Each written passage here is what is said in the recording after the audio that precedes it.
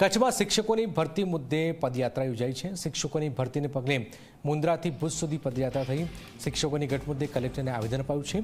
Ashapura charitable ટ્રસ્ટે કલેક્ટરને આવેદન આપ્યું છે। આવેદનપત્ર ગઈકાલે મોખા ટોલગેટ પાસે રસ્તા રોકીને આંદોલન કરાયું। 3 મહિનાથી વિવિધ આંદોલનો છતાં શિક્ષકોની ઘટ પૂરી કરવામાં નથી આવી। ગઈકાલે અમે મોખા ટોલનાકા ખાતે ચક્કાજામ કર્યો હતો। એનું કારણ એ હતું કે અમે સરકારશ્રી સામે વિરોધ નોંધાવ્યો હતો અને એ વિરોધ એ બાબતનો હતો કે કચ્છના બાળકોને પૂરતા શિક્ષકો મળી નથી રહ્યા। કારણ કે આ સ્પેશિયલ ભરતી જે કરવામાં આવી એ નામ તો સ્પેશિયલ ભરતી હતું, પરંતુ એ ખાલી માત્ર ને માત્ર છેતરપિંડી થઈ હોય કચ્છ સાથે એવું લાગી રહ્યું છે।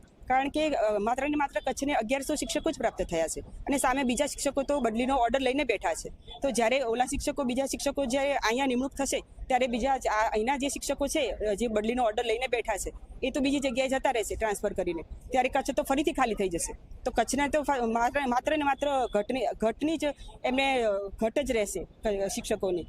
તો આ બાબતે અમે વિરોધ નોંધાવ્યો હતો। જ્યારે આ ભરતી જાહેર કરવામાં આવી હતી ત્યારે મોટા મોટા બણગા ફૂંકવામાં આવ્યા હતા સરકાર દ્વારા કે કચ્છ માટે સ્પેશિયલ ભરતી કરશું, આ છે તે છે। છેલ્લે એ લોલીપોપ સાબિત થયો અને કચ્છને ખબર પડી કે આ છેતરવામાં આવ્યો છે। જે બાબતની અમારી રજૂઆત છે, ખાસ જ્યાં સુધી તાત્કાલિક નવી ભરતી ન થાય અને શિક્ષકોની ઘટ પૂર્ણ ન થાય ત્યાં સુધી જે બદલીના હુકમ લઈને બેઠા છે એ શિક્ષકોને પણ છૂટા ન કરવા, જ્ઞાન સહાયક પણ નહીં ચાલે, વિદ્યા સહાયકની ભરતી તાત્કાલિક કરો અને કચ્છના શૈક્ષણિક પ્રશ્નોનું નિવારણ કરો। જે બાબતે અમે કલેક્ટરશ્રીને રજૂઆત કરી છે, જો એ બાબતે તાત્કાલિક કંઈ એક્શન નહીં લેવામાં આવે તો કચ્છની અંદર અમે ટૂંક સમયમાં જનજાગૃતિ યાત્રા કાઢીશું।